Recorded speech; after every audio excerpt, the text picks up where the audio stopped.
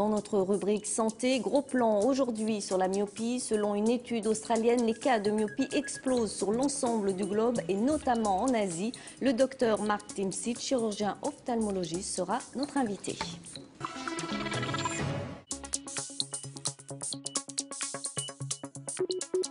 Et avec nous sur ce plateau, le docteur Mark Timsit. Merci d'être avec nous. Vous êtes chirurgien ophtalmologiste à la clinique de la Vision à Paris. Dans des pays comme la Chine, la Corée du Sud ou le Japon, 80 à 90% des jeunes en fin d'études sont myopes.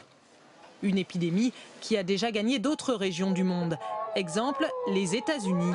25% de la population touchée au début des années 70, 42% dans les années 2000. Le docteur Mark Timsit est donc avec nous sur ce plateau. 80-90% des étudiants asiatiques seraient myopes. Comment expliquez-vous ce chiffre? Oui, c'est tout à fait ça.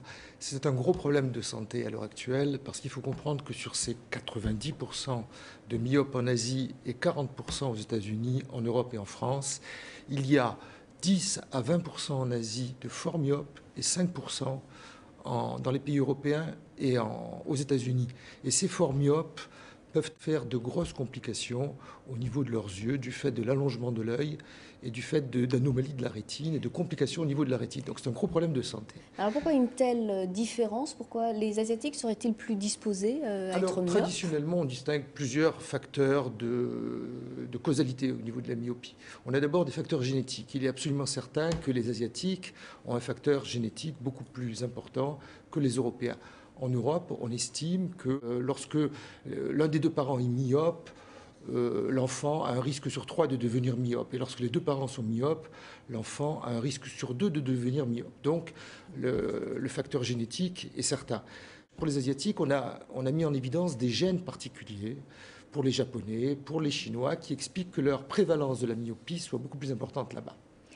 D'accord, donc, mais est-ce que le téléphone portable, l'ordinateur, les jeux, est-ce que ce sont des risques pour devenir myope? Est-ce que les écrans sont mauvais pour nos yeux? Le deuxième facteur donc, de causalité de la myopie, qui est traditionnel, c'est effectivement, et on le sait depuis très longtemps, c'est le travail en vision de près. C'est la durée des études. Le travail de près, ça signifie la lecture, les ordinateurs, les smartphones, la télévision, le temps passé. Et le degré de la myopie est proportionnel au temps passé. Lorsqu'on demande à un enfant de passer plusieurs heures par jour pour travailler, pour faire ses études à l'intérieur, sans voir la lumière naturelle, eh bien on s'aperçoit que le taux de myope chez ces enfants est beaucoup plus important. Donc vous pensez que la lumière naturelle pourrait éviter de perdre, je dirais, la vue? Alors ça, c'est une étude très intéressante et qui est toute récente et qui est très novatrice. Il s'agit d'un chercheur australien qui s'appelle Ian Morgan, qui en mai a publié dans le Lancet, le journal médical le Lancet, et a accordé une interview à la BBC sur l'influence de la lumière naturelle. Pour lui, la génétique, certes, ça existe pour les personnes asiatiques, ça existe un petit peu partout dans le monde, mais ce n'est pas le facteur primordial.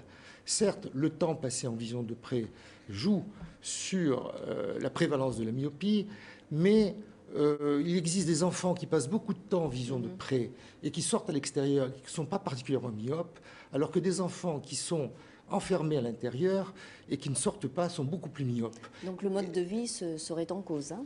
Alors chez les Asiatiques, par exemple, l'enfant asiatique, lui, va à l'école, il est très préoccupé par ses études, il rentre à la maison, il travaille, il regarde la télé. Au total, il a passé une demi-heure par jour à l'extérieur. L'enfant australien, il est peut-être moins préoccupé par ses études, ou il a peut-être plus de trajets à faire pour son école, mais l'enfant australien est moins myope.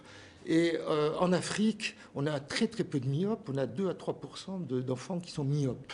Et rapidement, quelles seraient les solutions que vous donneriez? Alors, les conseils? On peut toujours permettre aux enfants de faire leurs études de façon très consciencieuse, de s'enfermer, de travailler, mais de passer du temps à l'extérieur, en lumière naturelle, sur le trajet pour aller à l'école, pour faire des activités sportives. Et on admet que 2 à 3 heures d'exposition à la lumière naturelle par jour serait la sécurité. Merci beaucoup, Dr Timsit, d'avoir répondu Merci de votre à nos invitation. questions.